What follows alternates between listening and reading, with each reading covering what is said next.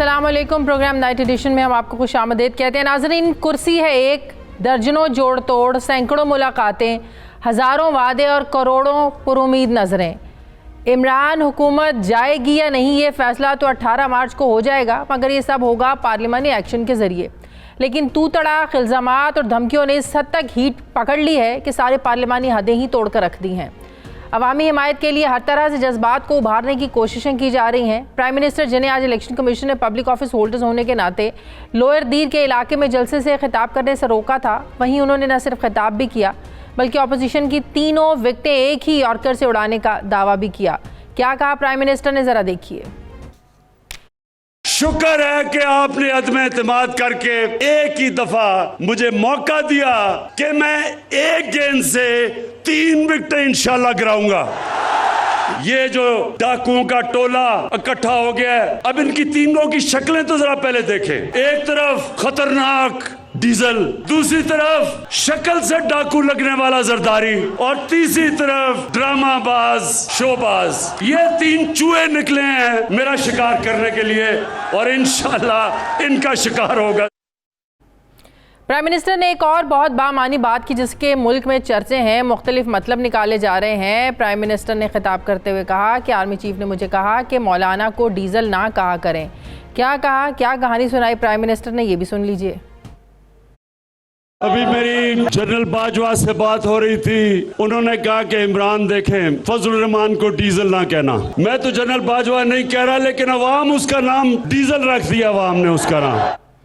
फिर जब मौलाना फजलुर रहमान से एक सहाफ़ी ने इमरान खान के इस बयान पर सवाल किया कि क्या आपने इस हवाले से जनरल बाजवा से कोई शिकायत की थी, उस पर मौलाना ने क्या जवाब दिया, वो भी देख लीजिए। मौलाना साहब, इमरान खान साहब ने अभी कुछ देर पहले तकरीर में कहा है कि मुझे जनरल बाजवा ने कहा कि मौलाना साहब का नाम ना बिगाड़ा करो, तो क्या आपने कोई शिकायत लगाई थी जनरल बाजवा को? नहीं, मुझे ऐसी कोई सियासत करनी ही नहीं है, न कभी मैंने की है। मुझे आप जानते हैं, मैं इस चीज़ का हमेशा खिलाफ रहा हूँ कि पाकिस्तान की सिविल ब्यूरोक्रेसी हो या वो मिलिट्री ब्यूरोक्रेसी हो, वो सियासत में मुदाखलत करे, अपने काम से काम रखें।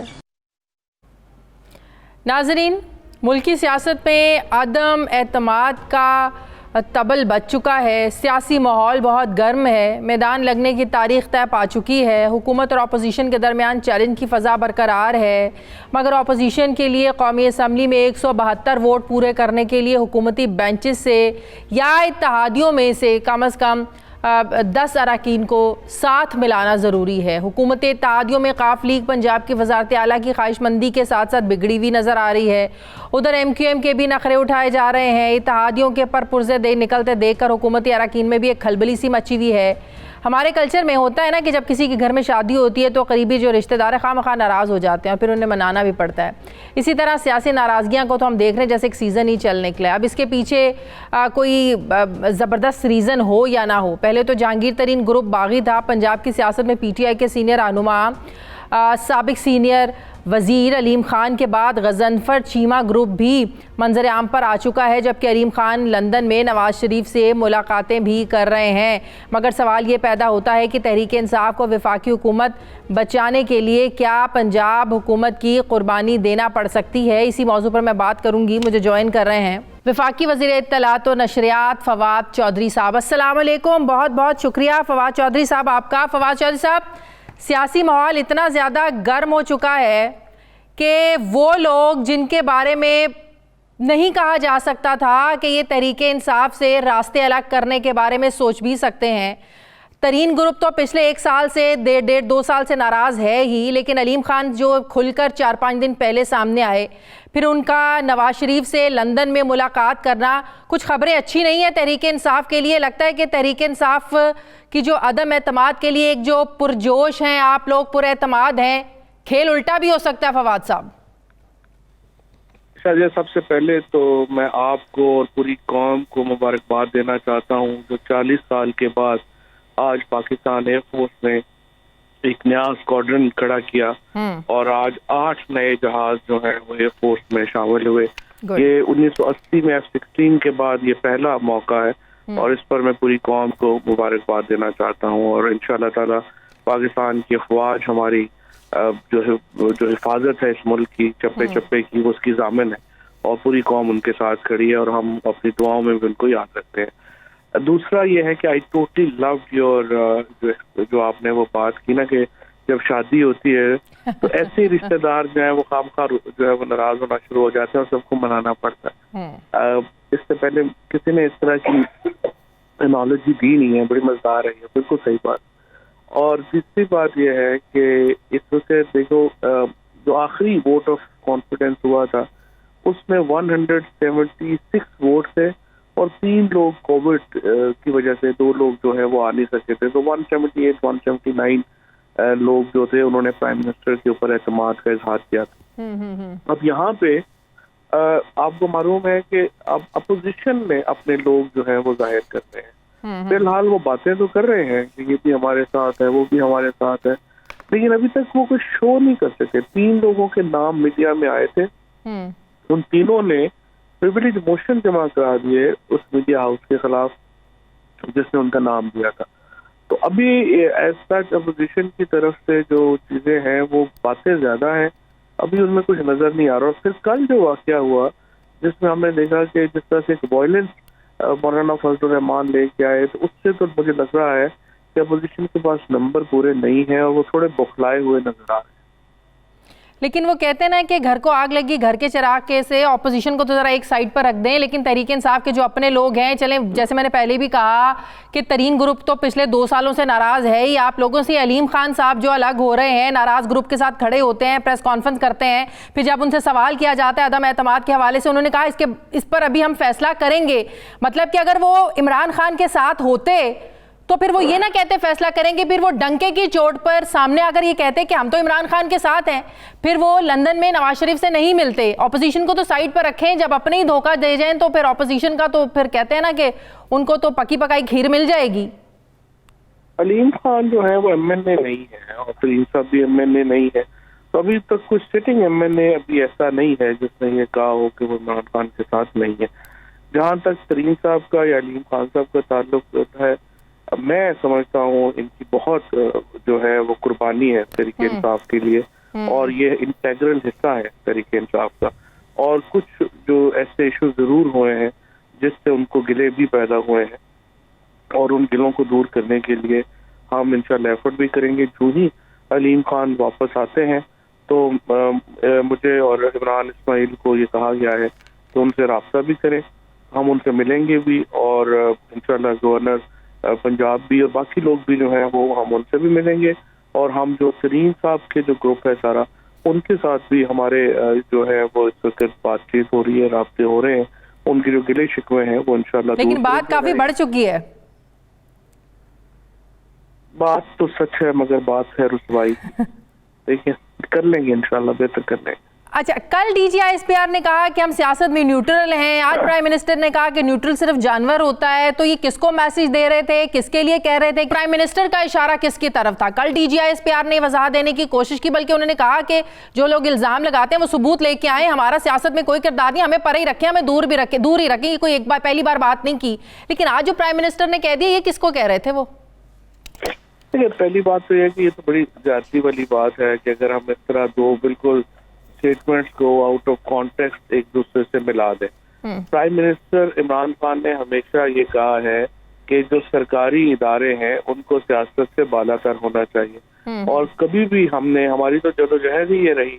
अगर आपको याद हो कि इसहाक डार ने जो डिप्टी गवर्नर स्टेट बैंक थे उनको अपना जो जाती आदमी था उसको वहां पे लगा लिया और इस तरह से मनी लॉन्ड्रिंग की। और जिस तरीके से अब कल भी अगर आप मेरी प्रेस कॉन्फ्रेंस देखें तो हमने बताया कि किस तरह से जो शरीफ और PMLN है उन्होंने इनको पंजाब पुलिस बना के एक फौज को रखना चाहते थे। हम तो नहीं चाह रहे हैं इस तरह। हम तो फौज के इदारे का एहतराम करते हैं और फौज के इदारे का एहतराम जो है वो तमाम हर पाकिस्तानी करते हैं। फौज किसी एक पार्टी का भी इदारा नहीं है, ये PMLN का भी उतना ही है, पीपल्स पार्टी का भी उतना ही है, हमारा भी उतना ही है। तो वो इसमें नहीं, तो एक आउट ऑफ कॉन्टेक्स्ट बात को अगर इस तरह से मिलाया जाए तो इस पर तो बदकिस्मती ही होगी। लेकिन अगर सियासी बातें खुद ही प्राइम मिनिस्टर खुलकर सामने लेके आएंगे कि जनरल बाजवा साहब ने उन्हें फ़ोन किया, और जाहिर है मौलाना साहब के साथ बारे में अगर बात हो रही है तो सियासत के बारे में ही बात हो रही है ना, तो अगर इस तरह की बातें सामने लेकर आएंगे तो फिर जो मैसेज आते हैं कि सियासत में कोई रोल नहीं है,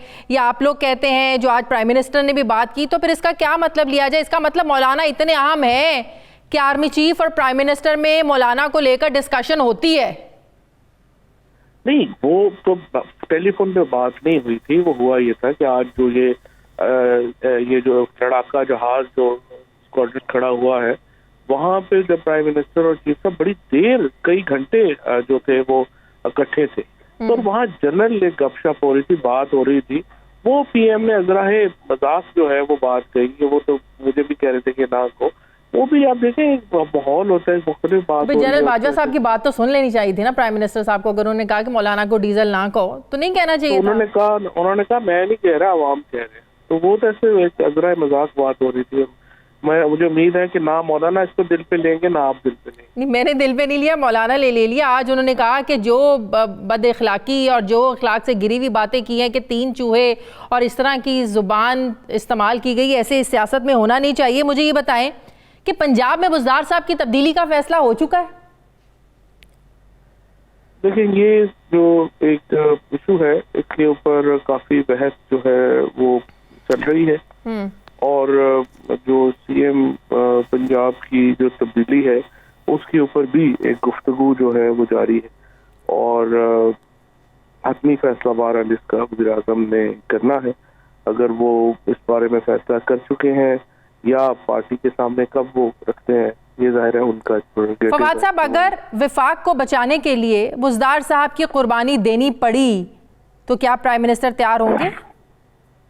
नहीं, वफाक तो इंशाल्लाह कोई ऐसा मसला नहीं है। बुज़दार साहब की कुर्बानी के बगैर भी जो है वो हम गुजारा कर लेंगे, लेकिन बहरहाल बुज़दार साहब की जो पंजाब में एक कंटिन्यूटी है वो वज़ीर आज़म साहब के फैसले पर डिपेंड करेगी। नहीं, सिर्फ वज़ीर आज़म साहब के फैसले। हाँ, बोले। और पहले ही मैं आपको याद कराना चाहता हूँ कि जब बुज़दार साहब की 2-3 दिन पहले मुलाकात हुई थी, उसमें बुज़दार साहब ने भी ऑफर की थी कि वो अगर चाहे प्राइम मिनिस्टर तो वो रिजाइन कर देंगे। तो ये तो फिर एक बात होगी जो वज़ीर आज़म जिस तरह जाएंगे। अच्छा, एक और चीज़, अदम एतमाद से एक दिन पहले डी चौक पर एक बड़ा जलसा रखना और फिर अपने कारकुनान को, अपने पार्लियामेंटेरियंस को ये कहना कि आप उस दिन ना जाए, या ये गैर आइनी नहीं है किसी पार्लियामेंटेरियन को इजलास में जाने से रोकना?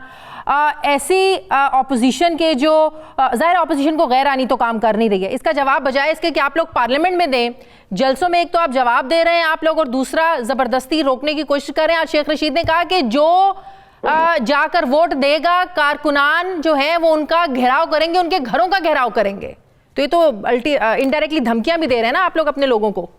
नहीं, इनडायरेक्टली नहीं, हम तो डायरेक्टली धमकी दे रहे हैं। अच्छा, अगर कोई इमरान खान के टिकट के ऊपर जो है वो जीत के आया है तो वो इस्तीफा देगा, दोबारा इलेक्शन लड़ेगा, वो जाके इमरान खान के खिलाफ वोट नहीं दे सकता।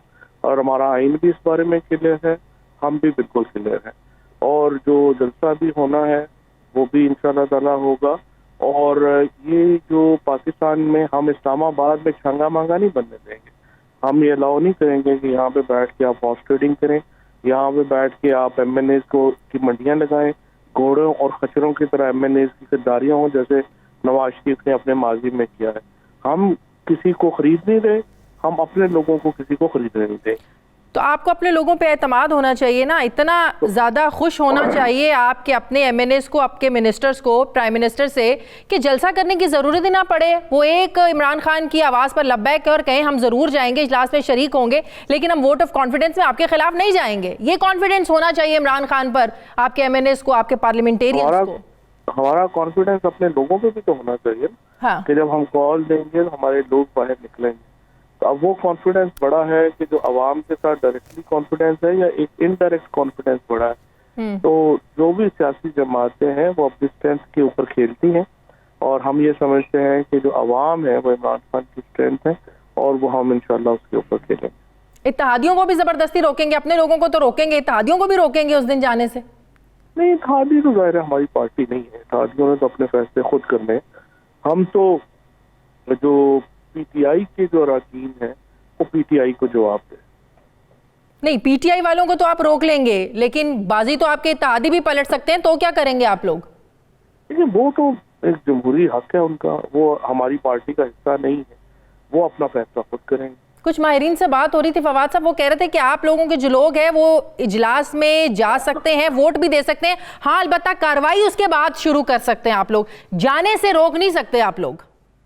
वो तो आर्टिकल 63(1)(a) अभी उसके ऊपर कोई स्पीकर की रूलिंग मौजूद नहीं है, और आर्टिकल 63(1)(a) कहता है कि अगर जो पार्टी का चेयरमैन है उनको यकीन हो गया है कि एक शख्स पार्टी से मुनहरिफ हो गया है, तो वो उसको डिक्लेयर कर सकते हैं कि वो पार्टी का मेंबर नहीं रहा, और वंस वो पार्टी का मेंबर नहीं रहा तो वो अपनी सीट भी खो देता है। तो इसके ऊपर कोई एक्सप्रेस जो एक बिल्कुल वाजे रूलिंग स्पीकर की नहीं है। जब ये मुद्दा उठेगा तो स्पीकर ही ज़ाहिर है इस बारे में बेहतर फैसला कर सकते हैं। फवाद साहब, हर वो सिचुएशन के लिए तैयार रहना चाहिए। ज़ाहिर है आप लोगों का भी कोई प्लान भी होगा, अगर तहरीक अदम एतमाद कामयाब हो जाती है तो व्हाट नेक्स्ट? प्लान भी यही है कि इंशाल्लाह इमरान खान ही वज़ीर आज़म रहेंगे। ये नाकामी की सूरत में तो नहीं रहेंगे? I am asking about plan B.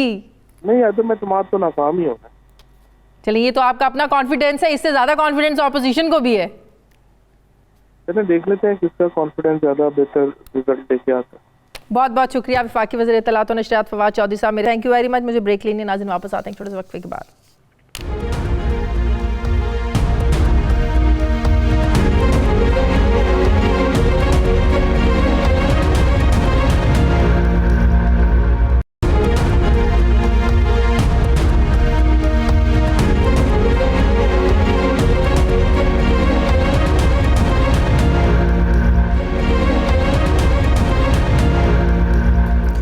के बाद एक बार फिर से आपको खुशामदीद कहते हैं। मुस्लिम लीग नून के सीनियर रहनुमा राना तनवीर हुसैन साहब मुझे ज्वाइन करें। अस्सलाम वालेकुम, बहुत बहुत शुक्रिया राना साहब आपका। राना साहब, क्या अलीम खान शमूलियत इख्तियार कर रहे हैं नून लीग में? उनकी मुलाकात हुई है लंदन में नवाज शरीफ से, और जो मौजूदा सारी सियासी सूरत हाल है, पंजाब में अदम एतमाद है और फिर विफाक में है, और फिर वो ख़ुद उम्मीदवार रहे हैं पंजाब में वज़ीर आला के, क्या वो नून लीग में शमूलियत इख्तियार करें? आपके पास क्या खबर है? देखें, हमारे पास ऐसी तो कोई खबर नहीं कि उनकी मुलाकात के मतलब कोई तफसीलात या मुलाकात हुई है। टीवी पे ही हमने देखा है कि वहाँ मुलाकात हुई है। अगर हुई है तो डिटेल तो वहीं पे होगी, वो अभी तक तो नहीं सामने आई, ना शेयर नहीं की गई पार्टी में। तो मैं समझता हूँ कि यकीनी तौर पे अगर कोई मिलता है तो वो मुस्बत सोच के साथ ही जाता है, और वहाँ कोई मुलाकात में कोई मुस्बत बात ही हुई होगी, जो फ्यूचर जिस तरह पॉलिटिकल सिनेरियो चल रहा है उसके मतलब की उस रेलेवेंस से भी बात हुई होगी, तो वो कोई बेहतरी बात हुई होगी। सही कहा जा रहा है कि जो इमरान खान है वो बुज़दार को हटाने के लिए तैयार हैं, और इसके लिए वो नए नामों पर गौर भी हो रहा है। उधर से जो इत्तेहादी हैं वो भी अपोजिशन के साथ, ज़ाहिर है इसी बात पर नेगोशिएशन चल रही है। काफ लीग की कल तारिक बशीर चीमा ने कहा कि 3 अपोजिशन की जमातों ने हमें वज़ारत आला की पेशकश की है। अब पीपल्स पार्टी भी चाह रही है कि उन्हें बना दिया जाए, काफली को वज़ारत आला दे दी जाए। पीपल्स पार्टी भी ये चाहती है, MQM भी ये इस चीज़ में हाँ में हामिल आ रही है। नून लीग इस चीज़ को लेकर काफ़ी ज़्यादा रिलक्टेंट है, और शहबाज शरीफ साहब कहते हैं कि नवाज शरीफ से पूछकर बताएंगे। इस बारे में कोई हतमी फैसला नहीं हुआ अभी तक। मेरा ख्याल है जो पहले आपने बात की है, ये हमने भी हमें पता चला था कि जरदारी साहब जब मिले हैं शायद उन्होंने इस इशू पे बात की थी उनसे, और मौलाना साहब ने भी। लेकिन हमारा तो ठीक आपने कहा है कि हमारा जो फैसले हैं वो मियाँ नवाज शरीफ साहब नहीं फैसले करने हैं, जो हतमी फैसले हैं। तो मियाँ नवाज शरीफ साहब जब फैसला करेंगे तो एक आध दिन में आपको पता चल जाएगा। कोई लंबी जाहिर है अदम एतमाद में दिन कम रह गए हैं, तो एक आध दिन में तो जाहिर है कोई फैसला सामने आना चाहिए, तो ही जो इत्तेहादी जमातें हैं को इस रास्ते जाना है, उन्होंने राइट पे जाना है या लेफ्ट पे जाना है। बिल्कुल आपने सही कहा है। वो मैं कह भी रहे हैं कि हम शायद आइंदा 48 घंटों में 2 दिन के अंदर अंदर हम कोई फाइनल फैसला कर देंगे, क्यों अब फैसलों का वक्त है। इत्तेहादियों की भी चाहिए कि वो फैसला करें। हाँ। वो इत्तेहादियों को कोई अच्छी अट्रैक्शन, कोई अच्छी ऑफर देंगे, कोई उन्हें कोई यकीन दहानियां कराएंगे तो इत्तेहादी आप लोगों के साथ मिलेंगे, नहीं तो क्यों वो हुकूमत को छोड़कर ऑपोजिशन के साथ आकर मिल गए। उन्हें कोई आप कुछ अच्छी ऑफर्स देंगे तो वो आप लोगों के साथ मिलेंगे ना। देखिए, मैं समझता हूँ दो चीज़ें हैं इसमें शादिया बीबी। एक तो जो बात आपने की है वो यकीनी तौर पे हर पॉलिटिकल बंदे जो हैं या पॉलिटिकल पार्टीज़ हैं उनकी कंसिडरेशन होती है कि हमें कोई अपॉर्चुनिटी मिले, हमें स्पेस मिले, हमें कोई बेहतर टर्म्स पे या एडजस्टमेंट हमारी होनी चाहिए। जो पहले उनके पास चीज़ें हैं उनसे बेहतर, डेफिनेटली बेहतर पोजीशन होनी चाहिए। डेफिनेटली। दूसरी बात जो है वो भी आप उसको इग्नोर ना करें, पॉलिटिकल पार्टीज़ हैं ये और बड़े तजर्बाकार और बहुत इनकी बैकग्राउंड है, जिस तरह MQM है या PMLQ है, ये बहुत एक हिस्ट्री है इनकी पॉलिटिकल स्ट्रगल की, पॉलिटिकल प्रोसेस में पड़े हुए हैं और तजर्बा है उनका। वो भी अपना कैरियर, जो पॉलिटिकल कैरियर है उसको भी देख रहे हैं कि क्या हम गवर्नमेंट के साथ बैठे रहने से जो फ्यूचर है पॉलिटिक्स में उनका, जिस तरह 2023 का इलेक्शन या 2022 में होते हैं, तो उसमें क्या सूरत हाल होगी हमारी इलेक्शन में। हम जाएंगे अगर PTI के साथ तो क्या लोगों का वोटों का रिस्पॉन्स हमें मिलेगा, वोट मिलेंगे या नहीं मिलेंगे, या उनसे हम अलहदा हो जाएं और अलहदा होके जो बैगेज है, जो बोझ है उनका 3.5 साल का, वो उतारें। और वो गए बगैर बात भी करते हैं कि जी देखें डिलीवर नहीं हुआ, परफॉर्म नहीं किया, पॉलिसीज़ अच्छी नहीं, और आम आदमी की जो ज़िंदगी है वो उसके लिए बड़े मसाइल हैं इनकी हुक्मरानी की वजह से। तो इनको बेहतर करना चाहिए। आप अच्छा राना साहब, ये बताएं कि आप लोगों का तहरीक अदम एतमाद की कामयाबी का जो कॉन्फिडेंस है वो किस पे है? ज़्यादा इत्तेहादियों पर है या हुकूमती अरकान पर है? क्योंकि हुकूमत ने तो अपनी स्ट्रैटेजी बना भी ली और सबके सामने वो ले भी आए हैं। उन्होंने तहरीक अदम एतमाद से एक दिन पहले डी चौक पे एक बहुत बड़ा जलसा करना है, किसी अपने पार्लियामेंटेरियन को वो इजलास में उस दिन जाने की इजाज़त नहीं दे रहे हैं। शेख रशीद साहब ने तो यहाँ तक कह दिया है कि जो जाकर हुकूमत के ख़िलाफ़ वोट देगा उनके घरों का घेराव किया जाएगा। वो अपने कारकुनों से ये बात अलल ऐलान कह रहे हैं, कोई छुप छुपा के बात नहीं कर रहे हैं, अपनी स्ट्रैटेजी खुलकर सबके सामने लेकर आ रहे हैं। आप लोगों का कॉन्फिडेंस किस पर है? वो तो नहीं जाने देंगे अपने लोगों को उस दिन पार्लियामेंट में? पहले तो मैं आपको बात बताऊं कि ये जो बातें आपने बताई हैं, जो स्ट्रेटजी का हिस्सा है उनका, तीनों जो आपने पॉइंट बताए हैं वो सारे के सारे शाजिया वो रिफ्लेक्ट करते हैं एक हारे हुए बंदे की रिफ्लेक्शन है। टोटल पता चल रहा है कि हम डी चौक में जलसा करेंगे। भाई अगर आपके पास MNAs हैं 172 और प्लस, तो फिर आपको ज़रूरत ही नहीं है किसी चीज़ की। वो कहते हैं हम छांगा मांगा की सियासत नहीं होने देंगे। नहीं, मेरी बात सुने, छांगा मांगा इस तरह तो नहीं होता। अगर कोई लोग उनकी पॉलिसियों से या नाराज़ लोग हैं PTI के और वो वोट नहीं करना चाहते, तो वो अपनी सीटों को भी सेक्रीफाइस करना चाहते हैं, क्योंकि उनको पता है कि हमारे पास जब हम वोट दे देंगे तो डिफेक्शन क्लास जो लागू हो जाएगी। तो अगर वो इस हद तक करना चाहते हैं तो फिर मैं समझता हूँ वो नाराज़ हैं। छांगा मांगा वाली सियासत नहीं है ये तो एक ज़मीर की बात है, एक लोगों के पॉलिटिकल कैरियर की बात है, उनकी पॉलिटिकल सोच की बात है। लेकिन जो बात आप कर रहे हैं, गुराव करेंगे, घरों का जाने नहीं देंगे, लेकिन तो बकौल आप लोगों के हमारा कॉन्फिडेंस जो है वो आपको पता है 200% है, बल्कि मोर देन। लेकिन आप लोग तो कहते हैं ना 10 लोग तो इनके पक्के हैं, और हमारे सोर्सेज ये भी बताते हैं कि उनको नून लीग ने अगले इलेक्शन में टिकट देने की यकीन दहानियां भी करा ली हैं। अब आप लोगों ने प्लान करना है कि उस दिन उनको कैसे निकाल के लेके जाना है आप लोगों ने पार्लियामेंट। बड़ा चैलेंज है आप लोगों के लिए। ये उनका एक कॉन्स्टिट्यूशन राइट है, वो इलेक्टेड लोग हैं, उनको हाउस में जाने से या वोट करने से या पार्टिसिपेट करने से प्रोसीडिंग में कौन रोक सकता है? कोई नहीं रोक सकता। ये सारी ब्लफ है और ये ब्लफ कार मार रहे हैं, और ये कभी स्पीकर की बात सुनाते हैं, कभी कोई। और ये देखें, ये इतनी डेंजरस गेम में स्पीकर कभी भी ऐसा काम गैर आईनी नहीं करेगा कि कल वो भी कटारे में खड़ा हो और वहाँ कॉन्स्टिट्यूशन की वायलेशन का आपके केस बनाओ। तो मैं समझता हूँ कि ये चीज़ें सारी ब्लफ के तौर पे ली जा रही हैं। लेकिन ये इलेक्टेड लोग हैं, जाएंगे, पार्टिसिपेट करेंगे और अपने ज़मीर के मुताबिक वोट देंगे। इसमें तो वहाँ तो कोई प्रेशर नहीं ना, वहाँ तो कोई छांगा मांगा नहीं होगा, अंदर होंगे और उसकी प्रोसीडिंग होगी और वहाँ अपने कॉन्शियस के मुताबिक वोट दे देंगे। तो ये तो एक हारे हुए लोग हैं, धमकियाँ दे रहे हैं, कभी कुछ कर रहे हैं, कभी एक ऐसी इंफॉर्मेशन फैला रहे हैं जैसे लोगों तक पैगाम पहुँचाएं कि पता नहीं क्या होने जा रहा है। तो ये एक कॉन्स्टिट्यूशनल। कभी आप लोगों ने सोचा है कि तहरीक अदम एतमाद अगर नाकाम हो जाती है तो फिर प्राइम मिनिस्टर इमरान खान ने आप लोगों के साथ करना क्या है? आज उन्होंने कह दिया है कि बड़ी अच्छी बात है आप लोग लेकर आ रहे हैं, शुक्र है आप लोग तहरीक अदम एतमाद लेकर आ रहे हैं, अब तो मैं जो तीनों विकेटें हैं वो एक ही बॉल पर जो है ना वो गिराऊंगा।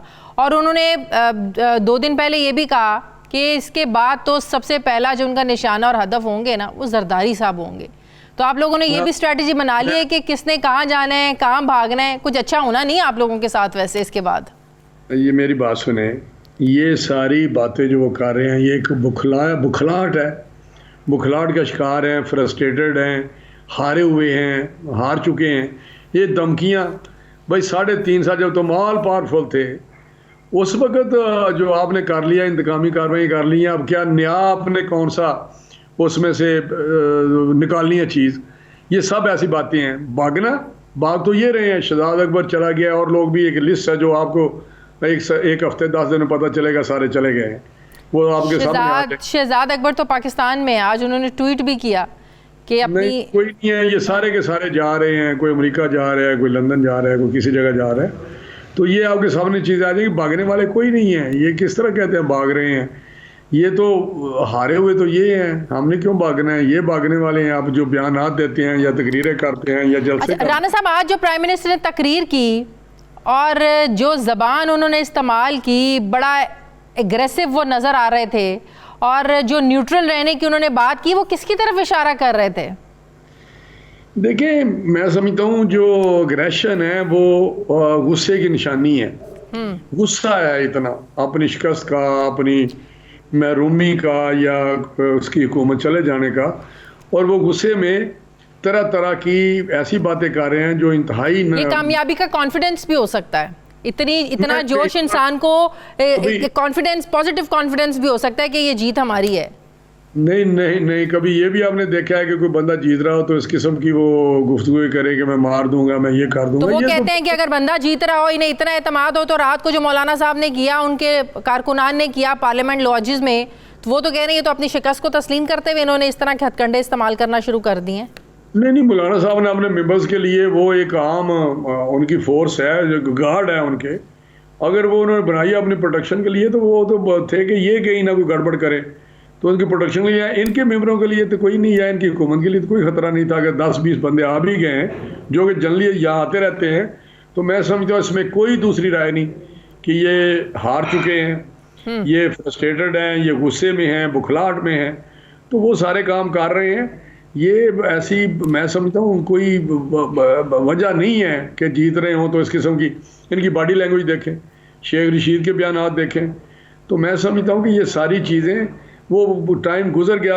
एक शेख रशीद ने ये भी कहा था कि अर्ली इलेक्शन में बात हो सकती है अपोजिशन के साथ, तो मैं समझता हूँ टाइम गुजर गया। और राना साहब, आपको याद है जब आप लोगों को यकीनन याद होगा, आपको भी याद होगा, जब ये हुकूमत आई थी, आप लोगों ने जलसे वगैरह करने शुरू किए थे, तो आप लोग हमेशा एक ही बात करते थे, हमारा हदफ इमरान खान नहीं है, हमारा हदफ इमरान खान को लाने वाले हैं, सिलेक्टर्स हैं। लेकिन आज तो जिस तरह हाथ धो के आप इमरान खान के पीछे पड़े हुए हैं, लगता है आप लोगों ने अपना रास्ता बदल लिया, अपना पैंतरा बदल लिया। शायद आप लोग इसलिए सेटिस्फाइड हैं कि जो इमरान खान को लाने वाले हैं वो अब न्यूट्रल हो गए। नहीं, इससे नहीं है, लेकिन मैं समझता हूँ कि लाने वाले या जो भी है, लेकिन जो बंदा बैठा है, असल बंदा जो इंतकामी कार्रवाई कर रहा है और जिसने मुल्क को इस हाल में पहुँचाया अपनी पॉलिसीज़ की वजह से, वो पॉलिटिकल पार्टी जो कि अपोजिशन जिनका ये फ़र्ज़ अवली है कि वो उस बंदे को टारगेट करे। लेकिन आपका टारगेट तो कोई और था, इमरान खान नहीं था। वो तो हम बात करते हैं एक साफ शफाफ इलेक्शन की, और यही करते हैं कि वोट जिसको मिले उसको, जिसको लोग मैंडेट दें उसकी हुकूमत बने। वो तो हमारी स्ट्रगल है और वो स्ट्रगल जारी है एक साफ शफाफ इलेक्शन के लिए, कोई विदाउट एनी इंटरवेंशन। तो जो इदारा उस वक्त न्यूट्रल नहीं था, क्या आज वो न्यूट्रल है? टारगेट तो यही है ना कि साफ शफाफ इलेक्शन चले। जो इदारा उस वक्त न्यूट्रल नहीं था, जिसके पीछे आप लोग पड़े हुए थे, क्या आज वो इदारा न्यूट्रल है? तसल्ली है आप लोगों को? आज तो इमरान खान भी बोल पड़ा है कि न्यूट्रल जो होते हैं वो न्यूट्रल ऐसे ही होते हैं, फलां थोक होते हैं, फलां होते हैं वो न्यूट्रल। तो अब आपको कोई शक है कि न्यूट्रल चल रहे हैं मामला, न्यूट्रल चल रहे हैं, न्यूट्रलिटी है? मुझे तो एक ही बात समझ में आई है प्राइम मिनिस्टर की इस बात से कि वो नहीं चाहते हैं कि वो इदारा न्यूट्रल हो। बस भाई ना उन्हीं के सहारे पे ये चलते हैं। अगर आप उन्होंने ये फैसला किया है कि हम सियासत में नहीं जाएंगे, हम प्रोफेशनल लोग हैं, मुल्क का दफा करते हैं और हमारा ये सबसे बड़ा यही काम है, तो अब इमरान खान साहब को ये अब वो अब दिन गए जब ये इनको मज़े होते थे। सही, बहुत बहुत शुक्रिया। मुस्लिम लीग नून के सीनियर राना तनवीर हुसैन साहब मेरे साथ थे। मुझे ब्रेक लेनी है नाज़रीन, वापस आते हैं छोटे से वक्फे के बाद।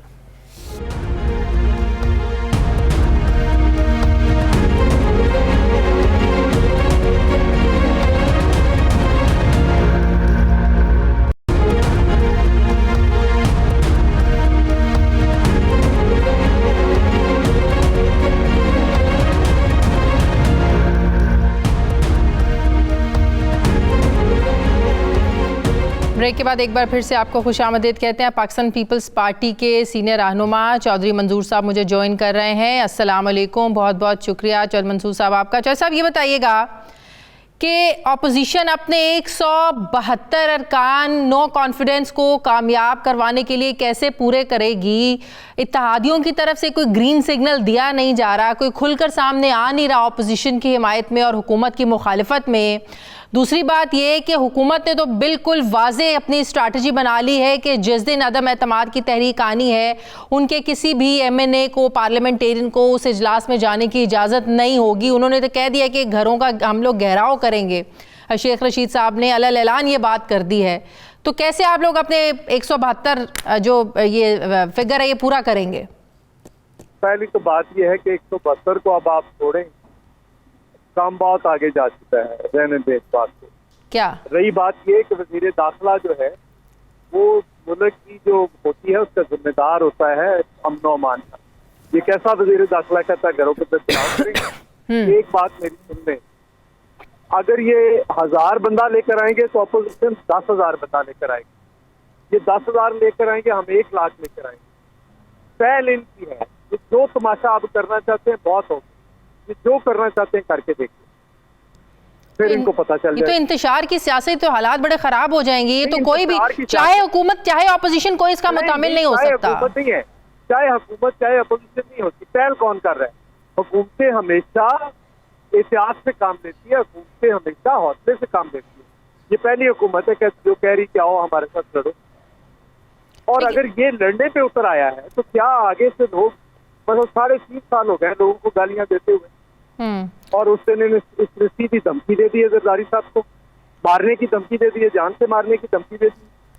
हम उसको इसलिए संजीदा देखते हैं कि जनरल मुशर्रफ ने भी मोहतरमा बेनजीर भुट्टो को जान से मारने की धमकी दी थी और फिर वो शहीद हो गई। तो उसके बाद क्या लोग इनको फूल पेश करें, ये चाहते हैं आप लोग? लेकिन बीबी तो खुद कुछ और कहती थी ना। चले वो तो बातें एक साइड पर होगी कि जिन लोगों के वो नाम लेती थी वो बाद में आप लोगों के इत्तेहादी बने, वो आज भी नहीं, नाम क्या, बीबी ने जो उसकी शहादत है उसके अंदर जो मार्कसीगल की शहादत है उसको ऊपर लिखा है। मार्कसीगल को बीबी ने लिखा है मुशर्रफ के मुतालिक, वो उसकी एविडेंस है। सही, अच्छा नहीं तो अगर हुकूमत उस दिन जलसा करती और अपने लोगों को रोकती, आप जबरदस्ती तो नहीं उनके लोग लेके जा सकते? नहीं, लोग जो होते हैं वो MNA को बच्चा होता है। आप ये समझ रही हैं कि वो दूध पीते बच्चे हैं जो मर्जी से नहीं जा सकते? वो कहते हैं यही तरीका हॉर्स ट्रेडिंग को रोकने का आप लोगों पे वो कह रहे हैं कि पैसों के मुंह खोले हुए। तरीका ये है, कोई मुंह नहीं खोले हुए, इनके अपने मुंह खुले हैं। जिस दिन वो बंद हो गया शायद वो ना जाए, ये अपने मुंह बंद कर लें बस। शायद लोग जो बदतमीजियां अपोजिशन के साथ करते हैं अपने मेंबरान से इससे ज्यादा करते हैं। ये तो पार्टी जैसे बनी थी ताज के पत्तों की तरह बिखर रही है। अभी तो एक ग्रुप है, अभी देखना कितने ग्रुप सामने आते। चले वो तो अपने लोगों को रोक रहे हैं ना, तो इत्तेहादी कहाँ पर खड़े हैं? फिर आप लोगों को तो इतना एतमाद इत्तेहादियों पर होना चाहिए। चले एक दरवाजा बंद हो, इंतजार कर रहे हैं ना, सुबह वोटिंग हो रही है, कोई इत्तेहादी आज ऐलान करते हैं, इंतजार कर रहे हैं। अच्छा, आज इत्तेहादी ऐलान कर देंगे? आज नहीं मैं कह रहा हूँ कि आज वोटिंग तो नहीं हो रही ना, कल जी आज ऐलान कर रहे। लेकिन दिन भी तो कम रह गए ना? कोई कम नहीं रह गया, जिस दिन इजलास बुलाएंगे पता चल जाएगा आपको। लेकिन जो पंजाब में वजारत आला का जो मामला है, काफ लीग मांग रही है जो पंजाब की वजारत आला, आप लोग भी राजी हैं? नून लीग इस पर कोई फैसला नहीं कर पा रही है। जाहिर है जब तक इत्तेहादियों को परवेज लाई साहब ने हुकूमत को पहले कह दिया कि हुकूमत उन्हें अदम इत्माद से पहले नामजद करे। नहीं, वो तो कह रहे हैं कि लॉलीपॉप दे रहे हैं। नहीं, मेरी बात सुन लेना। अब हमारे से ये मुतालबा नहीं रहा उनका, हाँ, वो मुतालबा उनसे हो गया है। नहीं चॉइस साहब, मेरी आपने शायद जमशेद साहब की बात नहीं सुनी है। वो ये कह रहे हैं कि ये तो हमें लॉलीपॉप दे रहे हैं, पिछले 3.5 सालों से लॉलीपॉप देते आ रहे हैं। वो तो उनको ट्रस्ट करने को तैयार नहीं है। ये कौन कह रहे हैं? ये काफ लीग के रहनुमा कह रहे हैं। किसको ट्रस्ट करने को तैयार? हुकूमत को, जमशेद चीमा साहब। तो फिर वो तो ट्रस्ट करने को तैयार ही नहीं है, तो फिर वो कैसे मांग रहे हैं हुकूमत से? ना बात सुने, उन्होंने आज उन्होंने उनको कहा है कि हम आपकी बात, आप तो जो तहरीरी मुआहदे से उससे मुकर गए, अब आप उसकी बजाय आप ये करें कि हमें नामजद करें। सही, ठीक है ना? तो अगर वो अदम इत्माद से पहले नामजद करते हैं तो काफ लीग उनके साथ रहेगी, वरना नहीं रहेगी। ठीक है, और आप लोगों का रास्ता आसान हो जाएगा। नेचुरली हमको भी मिल गई है प्रेसिडेंट जरदारी साहब से, और शायद 1-2 दिन के अंदर बाप पार्टी भी आके मिल गई। ठीक है, बहुत बहुत शुक्रिया चौधरी मंजूर साहब हमारे साथ है, पीपल्स पार्टी के सीनियर रहनुमा। बहुत शुक्रिया आपका। नाज़रीन, मुझे प्रोग्राम में एक ब्रेक लेनी है, वापस आते हैं एक छोटे से वक्फे के बाद।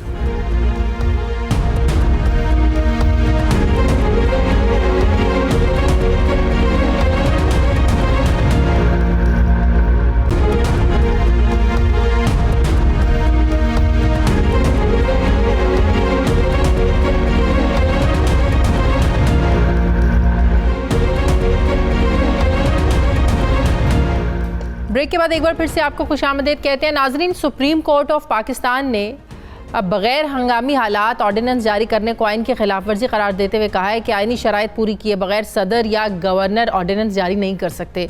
साथ ही मौजूद अदालत ने ऑर्डिनेंस जारी करने का जो तरीक़ाकार है इसकी भी वजाहत की है। सुप्रीम कोर्ट के बेंच में शामिल जस्टिस काजी फ़ाइज़ ईसा और जस्टिस अमीनुद्दीन खान ने फैसला सुनाते हुए कहा है कि सदर और सूबाई गवर्नर्स ऑर्डिनेंस जारी कर सकते हैं, लेकिन इनके ऑर्डिनेंस जारी करने के इख्तियारात आइन के तहत महदूद हैं। अदालत ने यह फैसला दिया कि सदर सिर्फ वफाकी कानून साजी से मुताल्लिक किसी भी मामले के लिए ऐसी सूरत में ऑर्डिनेंस जारी कर सकते हैं कि जब सेनेट और कौमी असम्बली का इजलास ना हो रहा हो, जबकि हुकूमत को किसी सिलसिले में बहुत ही ज़रूरी कार्रवाई करना हो तो ऐसी सूरत में ऑर्डिनेंसेस जारी हो सकते हैं। मज़ीद ये कहा गया कि आइन के हर लफ्ज़ और इसमें बताए गए तरीक़ाकार पर सख्ती से अमल किया जाना चाहिए, क्योंकि ऐसा करने से बदगुमानियाँ और बदएतमादी दूर होती है और नुकसानात से बचा जा सकता है। नाजरीन, ऑर्डिनेंस एक ऐसा कानून है जिसे पार्लियामेंट में पेश किए बगैर सदर 120 दिन के लिए जारी करने का इख्तियार रखते हैं, और इन दिनों में इसे पार्लियामेंट से मंजूर करवा कर एक्ट बनाना ज़रूरी है, वरना ये खुद ब खुद नल एंड वाइड हो जाता है। अक्सर मतनाज़ कानून साजी अपोजिशन जमातों और बाज़ औक़ात अपने ही हलीफों को कायल करने की मुश्किलात से बचने के लिए ऑर्डिनेंसेस का ही सहारा लिया जाता है। इसके अलावा जब हुक्मरान जमात के पास पार्लियामान में काबिल एतमाद अक्सरियत ना हो तो दफ़ा नवासी का सहारा लेना फिर आम हो जाता है। ऑर्डिनेंस के ज़रिए कानून साजी की बदतरीन मिसाल उस वक्त सामने आती है जब मकसद सिर्फ एक तबके खुसूसन हुक्मरान जमात को फ़ायदा देना या मुखालिफ जमातों को निशाना बनाना हो। नाज़रीन, तहरीक इंसाफ हुकूमत जब से इक़्तिदार में आई है क़वानीन के लिए ऑर्डिनेंस पर ऑर्डिनेंस ही ला रही है। गुज़श्ता 3.5 साल इक़्तिदार में PTI 50 से ज़ायद ऑर्डिनेंसेस जारी कर चुकी है, और इस वक्त ताज़ा तरीन ऑर्डिनेंस पीका का कानून है, जिसे सहाफ़ती तंजीमों समेत अपोजिशन भी इसको मानने को तैयार नहीं है। तहरीक इंसाफ हुकूमत ने पहले 7 साल में पहले साल में 7, जबकि दूसरे साल में 30 और तीसरे साल से लेकर अब तक तकरीबन 16 से ज़ायद ऑर्डिनेंस जारी किए हैं। अब देखना यह है कि सुप्रीम कोर्ट ऑफ पाकिस्तान के हुक्म के मुताबिक हुकूमत का जो ऑर्डिनेंस पर ऑर्डिनेंस लाने का ये जो सिलसिला है ये रुकेगा या नहीं। मैं बात करूंगी, मुझे माहिर कानून राजा आमिर अब्बास साहब ज्वाइन करें। अस्सलाम वालेकुम, बहुत बहुत शुक्रिया राजा आमिर अब्बास साहब। राजा साहब, ये बताइएगा कि सुप्रीम कोर्ट के इस फैसले के बाद वो जो हुकूमत ऑर्डिनेंसेस ला चुकी है, अगर देख लिया जाए कि हालात कितने नागुज़ीर थे या इजलास हो रहे थे नहीं हो रहे थे, लेकिन बग़ैर मकसद के सिर्फ अपने आप को फ़ायदा पहुँचाने के लिए जो ऑर्डिनेंसेस लाई गई हुकूमत की तरफ से, फिर उनकी अहमियत क्या रह जाती है? देखिए शारदिया, इसमें एक बात समझनी की है कि जो कानून साजी है वो प्योरली जो है वो लेजिस्लेचर का काम है, मुकन्नना का काम है, पार्लियामेंट का काम है।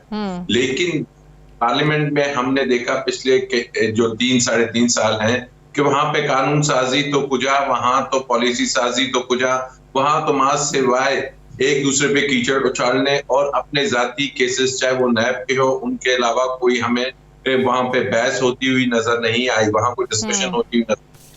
फिर नंबर 2 बात यह है कि अब अगर हमारे मुल्क में कानून साजी नहीं हो रही तो प्रेसिडेंट ऑफ पाकिस्तान को आईन पाकिस्तान ये अख्तियार देता है कि वो अगर ये समझते हैं कि ऐसे सर्कमस्टांसेस एग्जिस्ट कर रहे हैं और नेशनल असेंबली और सेनेट सेशन में नहीं है, तो वो कोई भी कानून साजी कर सकते हैं ऑर्डिनेंस के जरिए, जिसे हम कहते हैं एक टेम्परेरी कानून साजी है, क्योंकि अल्टीमेटली इस कानून साजी ने पार्लियामेंट में ही आना है, वही आना है। लेकिन जो अदालतें हैं, अदालतों के पास इस चीज का इख्तियार है, या अगर कोई दूसरे अफरीक ये समझते हैं कि ये किसी खास एक मखसूस तबके को फायदे के लिए ऑर्डिनेंस लाया गया है, तो द बेस्ट वे इज उसको फौरी तौर पे सुप्रीम कोर्ट में या हाई कोर्ट में चैलेंज कर दिया जाए कि जनाब ये जो ऑर्डिनेंस है। अब आप देखिए पिछले दिनों जब हुकूमत ने ये फैसला किया, ऑर्डिनेंस ही हुकूमत लेकर आई, अगर मैं गलत नहीं हूँ इस हवाले से, कि आइंदा इलेक्शंस कैंपेन्स में जो सरकारी जो लोग हैं, एमपीएस हैं, एमएनएस हैं, वज़ीर हैं, इवन के प्राइम मिनिस्टर, ये सब लोग जा सकते हैं। इलेक्शन कमीशन के तो ज़ाब्ता अखलाक के मुताबिक ये बिल्कुल नहीं जा सकते, ये इलेक्शन कमीशन के कवायदो ज़वाबित के ख़िलाफ़ है। आज जब लोअर दीर में जो बल्दियाती इंतखाबात का मरला हो रहा है, वहाँ जो इतने बड़े जलसे से प्राइम मिनिस्टर ने खिताब किया, अब इलेक्शन कमीशन उन्हें नोटिस देने के बारे में फ़ैसला कर रहा है, तो इलेक्शन कमीशन जो फिर वो ऑर्डिनेंस इस फैसले पर लागू नहीं होगा जो इलेक्शन कमीशन उनको नोटिस जारी करने जा रहा है। देखिए, इलेक्शन कमीशन ऑफ पाकिस्तान कोई कानून साज इदारा नहीं है, तो इलेक्शन कमीशन ऑफ पाकिस्तान ने जो इलेक्शंस कंडक्ट करने हैं वो एक कानून के तहत, और कानून बनाना है या पार्लियामेंट ने या ऑर्डिनेंस ने। और अगर इलेक्शन कमीशन ऑफ पाकिस्तान ये समझता है कि ये फ्री एंड फेयर इलेक्शन को कंडक्ट कराने के रास्ते में जो कानून साजी की गई है ये रुकावट है, तो उसका वाहिद हल यही है कि इलेक्शन कमीशन ऑफ पाकिस्तान फौरी तौर पे सुप्रीम कोर्ट ऑफ पाकिस्तान नहीं, मेरा सवाल ये है कि इलेक्शन कमीशन जो नोटिस भेजेगा प्राइम मिनिस्टर को, इस पर एक्शन लेगा, फिर उसकी क्या अहमियत रह जाएगी जबकि काबीना एक फैसला कर चुकी है? उसकी कोई अहमियत नहीं होगी, क्योंकि अगर कानून इसकी इजाजत दे रहा है तो फिर इलेक्शन कमीशन ऑफ पाकिस्तान को ये नोटिस अवलन तो भेजना नहीं चाहिए, और अगर भेजेंगे तो उसका बड़ा सिंपल सा जवाब होगा कि जनाब आप ये कानून देख लीजिए, ये ऑर्डिनेंस आया हुआ है, या तो इसको चैलेंज कर दें या फिर इस कानून के तहत किसी किस्म की पाबंदी नहीं है। सो एक्चुअली जो प्रॉब्लम आ रहा है कि हमारे मुल्क में जब भी कानून साजी पार्लियामेंट में होती है या कोई बिल पेश किया जाता है, खासकर जो पाकिस्तान की सालमियत के लिए बड़े इंपॉर्टेंट बिल्स थे लाइक फैटिफ कता और दूसरे थे, तो आपने देखा कि यहाँ पे पार्टीज आके ब्लैक मेलिंग शुरू कर देते हैं कि जनाब ये बिल पास कराना है तो हमें ये रियायत दे दीजिए, ये कानून साजी करनी है तो हमारे फलाने केसेस खत्म करें।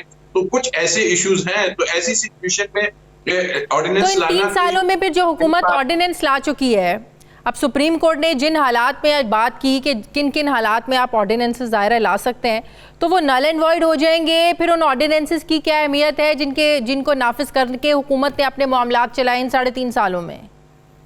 देखिए, किन किन हालात में लाए जा सकते हैं ये कतन सुप्रीम कोर्ट नहीं बता सकती। हालात जो हैं वो आइन में लिखा हुआ है कि सर्कमस्टांसेस, इफ सर्कमस्टांसेस एग्जिस्ट, जो कि प्रेसिडेंट डिसाइड करेगा। अब वो डिसीजन सुप्रीम कोर्ट नहीं दे सकती। तो यही तो कॉन्फ्लिक्ट ऑफ इंटरेस्ट है, यही तो कॉन्फ्लिक्ट ऑफ इंटरेस्ट है, यही तो सवाल है कि इन 3.5 सालों में जो जितने ऑर्डिनेंसेस आए, क्या उनके लिए हालात क्या नागुज़ीर हो चुके थे, वो लाना इतने ज़रूरी थे? क्या पार्लियामेंट के सेशंस नहीं हो रहे थे, इजलास नहीं बुलाए जा रहे थे, या देख रहे हैं कि हुकूमत ने अपने मफाद के लिए अपने आप को फ़ायदा देने के लिए बुलाए? क्या कॉन्फ्लिक्ट ऑफ इंटरेस्ट नज़र आता है? बिल्कुल आप कह रही हैं, अगर कॉन्फ्लिक्ट ऑफ इंटरेस्ट नजर आता है, दूसरी साइड कहती है नहीं है, तो फिर जो फोरम इसको डिसाइड करेगा वो सुप्रीम कोर्ट पे पिटीशन ले जाने से होगा। जैसे कि चेयरमैन नैब को एक्सटेंशन दे दी गई, अपोजिशन ने बड़ा टीवी पे आके इसके खिलाफ, लेकिन जब उन्हें नजर आया कि यार हमें तो इसमें फायदा हो रहा है, तो किसी ने वो ऑर्डिनेंस चैलेंज नहीं किया कि चेयरमैन नैब को आपने कैसे एक्सटेंशन दे दी, सिर्फ ऑप्टिक्स की हद तक बातें करनी। The only way forward is कि अगर आप समझते हैं कि इसमें कॉन्फ्लिक्ट ऑफ इंटरेस्ट है, go to the supreme court, knock the door और कहेंगे जनाब ये देखिए ये हुकूमत जो ऑर्डिनेंस लाई है, और उसमें भी उसको चैलेंज करने के 2 ही चीजें हैं, ये कॉन्स्टिट्यूशन के फंडामेंटल राइट्स के खिलाफ है, या जो ऑब्जेक्टिव रेजोल्यूशन ऑफ पाकिस्तान है, बुनियादी ढांचे के खिलाफ है ये कानून। अदरवाइज कानून साजी सिर्फ और सिर्फ हुकूमत की प्रेरोगेटिव है और पार्लियामेंट की है, उसमें सुप्रीम कोर्ट इसीलिए 3 चीजों को अलहदा रखा गया है, लेजिस्लेशन को, गवर्नेंस को, एग्जीक्यूटिव को और जुडिशरी को। So all they have to do is अपना अपना रोल देखें। और हमने आज तक भी ऐसे देखा कि कोई कानून साजी में लिखा हो कि पार्लियामेंट ये कानून साजी नहीं कर सकती। आपको एनआरओ का मशहूर कानून याद होगा कि जब 2007 में वो आया तो एनआरओ को सुप्रीम कोर्ट के फुल बेंच ने कहा कि ये कानून साजी गलत की गई है, ये आइन के खिलाफ है और उसको नॉन एस उसको खत्म कर दिया गया। तो ये वो वाहिद तरीका है कि अगर किसी ऑर्डिनेंस से आप इख्तलाफ करते हैं तो भले से उसको ले जाइए सुप्रीम कोर्ट पे और चैलेंज कीजिए। बहुत बहुत शुक्रिया। हमारे कानून राजा आमिर अब्बास साहब मेरे साथ थे। नाज़रीन, हमारे प्रोग्राम का वक्त खत्म हो गया। फीडबैक ज़रूर दीजिएगा, अपना ख्याल रखिएगा। मुझे इजाज़त दीजिए। अल्लाह हाफ़िज़।